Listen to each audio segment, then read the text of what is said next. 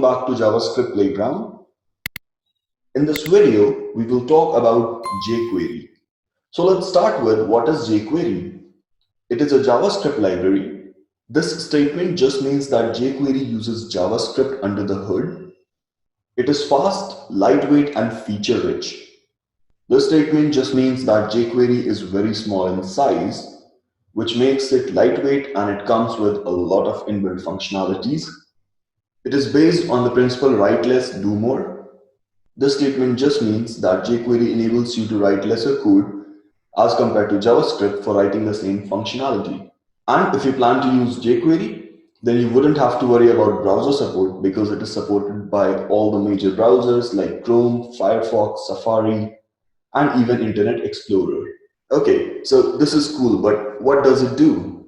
These are the list of things that jQuery can help you with. HTML DOM manipulation, CSS manipulation, handling HTML events, effects and animations, and making AJAX calls.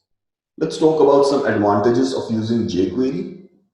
The first one is it provides you with tons of inbuilt functionalities that you can use directly, or else you would have to write it yourself using JavaScript, and this saves you a lot of time.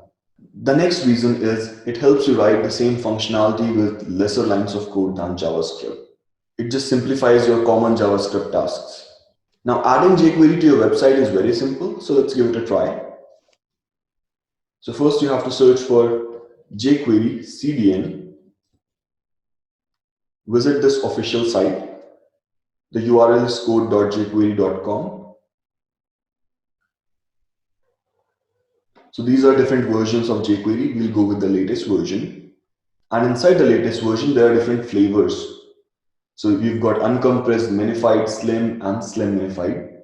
We will go with the minified version. So click on the minified. It shows you this pop-up. Select and copy it. Come back to your code and paste it here. Let's save it. And that's all you have to do for setup. Now you can use all the jQuery features to develop your web application.